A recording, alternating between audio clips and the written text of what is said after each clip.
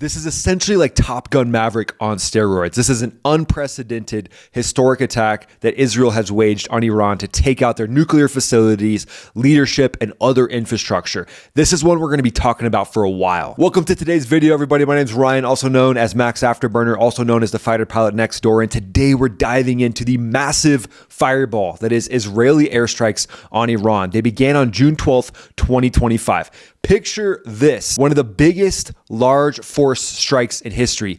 200 Israeli fighter jets, F-35I Adirs, F-15I Ra'ams, and more, hitting Iran's nuclear sites, missile bases, and air defenses in a single operation that is still ongoing at the time of this video being launched. So again, I can't stress it enough. This is essentially like Top Gun Maverick on steroids, but with real-world stakes. So we're breaking down the jets, the weapons, the targets, how Israel shredded Iran's defenses, the USA's drone hunting F-15Es, how those are probably getting action as we speak, and Iran's latest retaliatory strikes. So buckle up and then stay to the end of the video, because I'll tell you from my fighter pilot perspective, having flown F-15Es in combat situations, the F-16 on the Thunderbirds, where I think this conflict is heading and what we'll likely see over the coming weeks as this continues to heat up. Let's get right down to it. So Israel's Air Force deployed nearly 200 aircraft in Operation Rising Lion.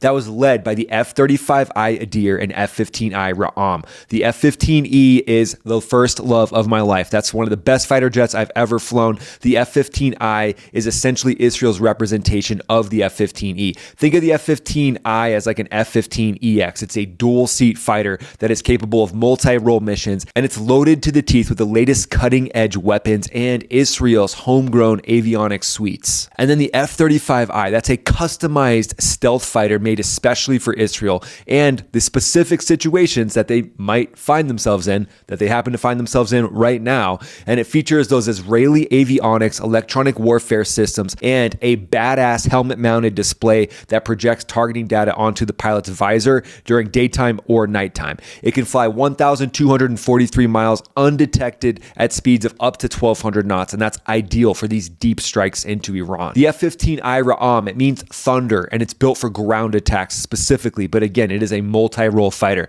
It's got 11 hard points for bombs and missiles and real-time data links to sync with F-35s. It cruises at 600 knots plus, and it's a beast for delivering payloads. These jets dropped over 330 munitions on 100 plus targets, including Iranian leadership, including nuclear production facilities and hardened shelters. These jets showcase precision and power to take out Iran's ability to manufacture and produce nuclear weapons. And the coordination between the F-15I and the F-35 is flawless. There are systems inside of both jets where each jet can see the other fighters and see actually what is being targeted in real time by the other fighters within different formations. So the F-35s led the way with stealth penetrations, likely a 10-ship going in first, striking down the integrated air defenses of Iran, which we'll get to those here in a second. So the leading edge F-35s were likely doped out for stealth. That means they didn't have any pylons, they weren't carrying any extra cruise missiles, but the subsequent waves of F-35s that came behind them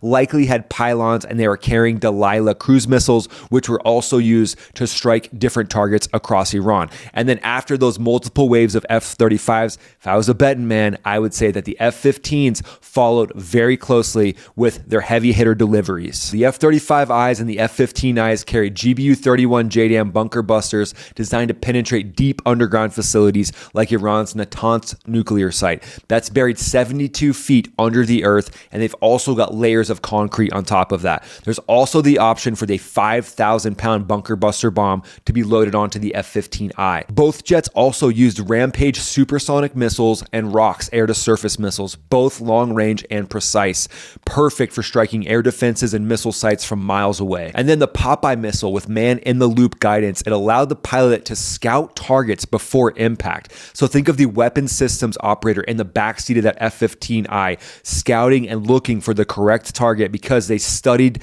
the imagery to a T prior to stepping out to the jet. And now they're watching and actually flying that Popeye missile into the target that it's supposed to hit. This is just next level stuff, because when you have that man-in-the-loop guidance, you can ensure pinpoint accuracy, knowing that you're going after the exact target that you want to hit, that you studied from target study from Intel. And then this this operation scale, just think about this: 200 jets hitting multiple targets simultaneously. This is a masterclass in air warfare. So talk about a historic battle, sending jets in to go up against surface-to-air missiles, crossing the border of the other country, and going in and punching them in the face and taking out their potential biggest weapon. The idea that they could have a nuclear weapon within a few days or weeks is now likely no longer an option, even though this operation is continuing, and we'll get to that here in a second. But again, the tech used in this strike, guys, I can't stress it enough. This tech makes even the coolest movie scenes,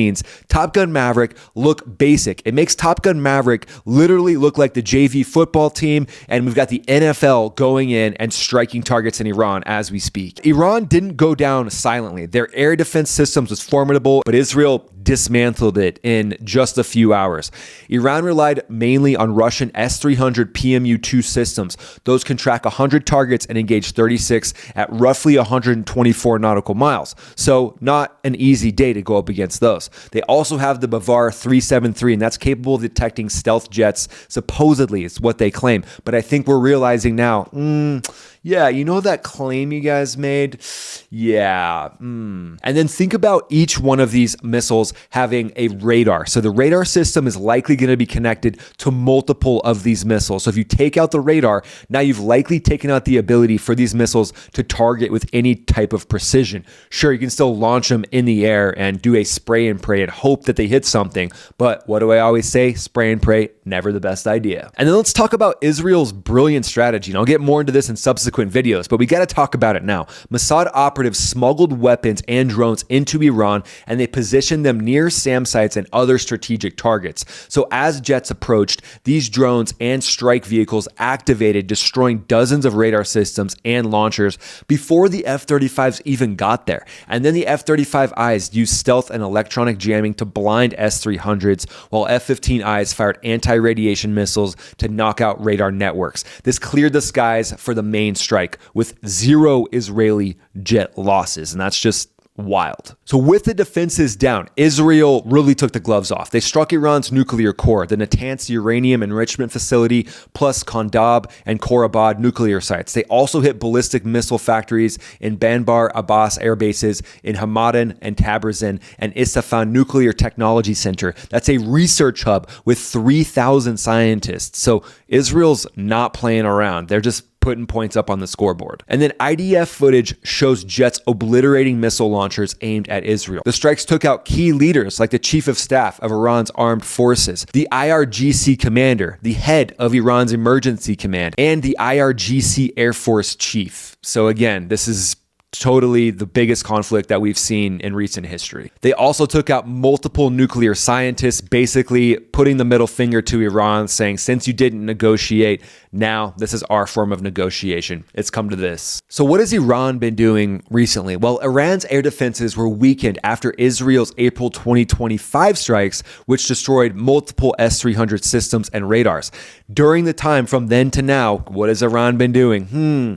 I wonder. Yeah, they've just been hanging out playing pickleball. Actually, Iran rushed to rebuild the Bavar 373 and their Khordad systems, but these were incomplete by June 12th. They didn't quite get them to where they wanted them to be. The Bavar 373's 250 nautical mile range was a threat, but Israel's drone strikes and the F-35I jamming essentially zapped it off the map. It wasn't even a real issue. And then Iran's Air Force, relying on outdated F-14 Tomcats, MiG-29s that could essentially cruise extremely fast if they could actually get airborne.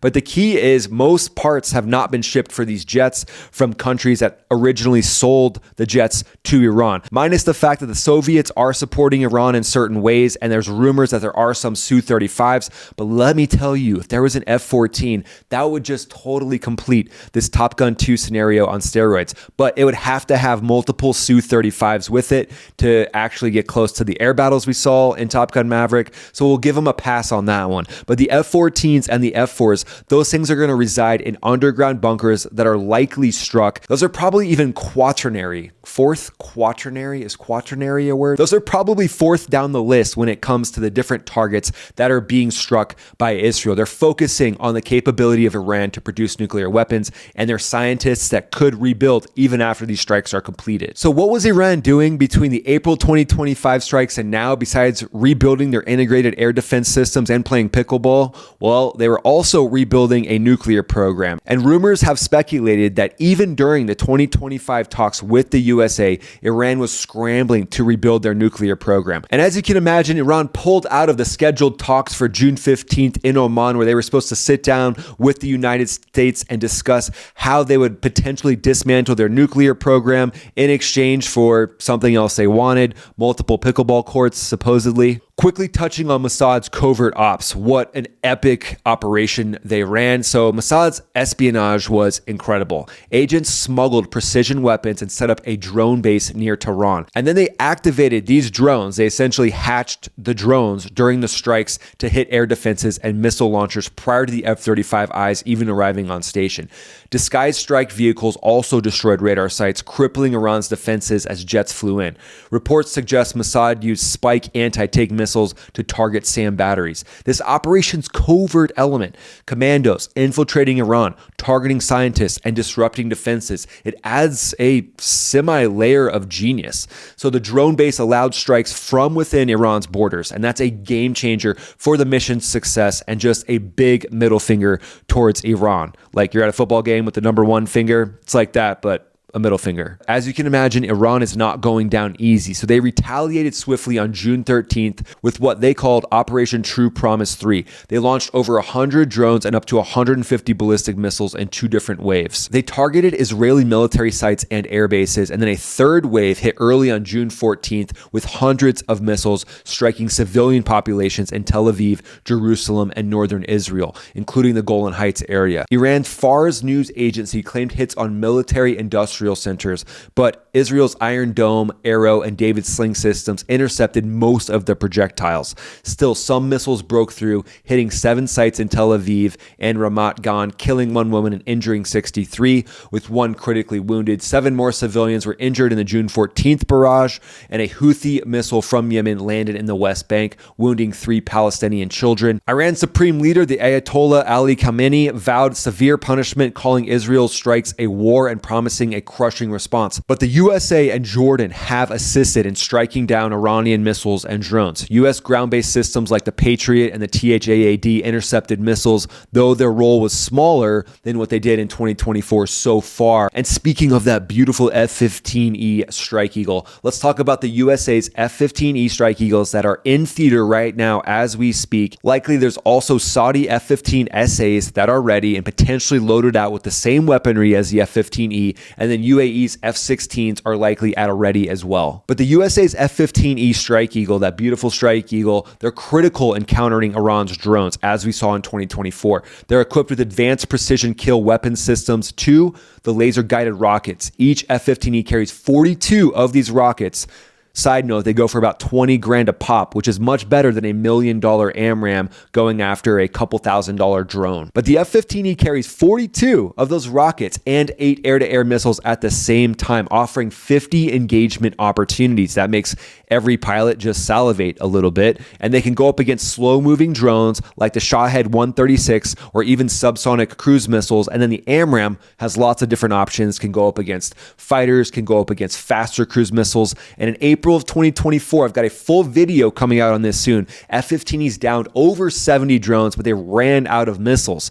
Kind of an awesome but sucky day at the same time. Like you wish you had more missiles, but also awesome that you just fired off 8 missiles. I'm happy and I'm sad at the same time. The APKWS rocket system is fixing this, and they provide high-capacity, low-cost magazines to intercept these cheap drones. And then these F-15Es from squadrons like the 494th, the 335th, and the 389th are likely based at Muwafaqa Salti Air Base in Jordan or Al Udeid Air Base in Qatar, both within about 620 miles of Iran's border. And then we've got Diego Garcia, roughly 2,485 miles away. They also host F-15Cs now for deterrence Blueprints that could be launched up that way if needed, but there's also F-15Es in theater, likely scattered around in strategic locations. And then think of these partner nations. So Saudi Arabia, the UAE, they're pitching in. Saudi Arabia's got 151 F-15 SAs with ASA radars and 12 missile capacity. I mean, that's just wild. And then they've got 84 Eurofighter Typhoons that can fly at 800 knots plus and intercept drones or strike missiles from Prince Sultan Air Base. The UAE's got 78 F-16E Block 60s,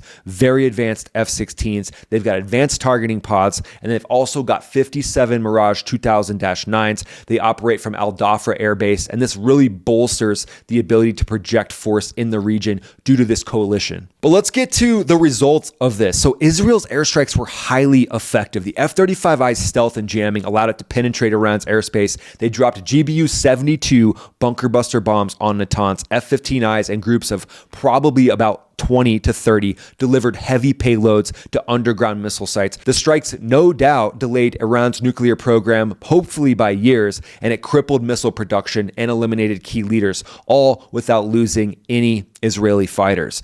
At the end of the day, conflict sucks. But a conflict like this that could prevent an unpredictable, wild dictator from getting a nuclear weapon, maybe it's worth it. Let me know what you guys think in the comments below. Would love to hear your thoughts. But Iran's just kind of like the guy you invite to the party that ends up pinning two friends against you for no real reason at all. Like, they start out kind of fun, then they drink a little bit too much, and then at the end of the night, you got to pull Iran aside, and they're kind of angry for no reason. Kind of seems like maybe they're on steroids or something like that. And then you got to say, hey, Iran, why'd you have to pin John and Stacy against me? John and Stacy were my friends. And in this situation, John and Stacy just happened to be the Houthi rebels and Hamas.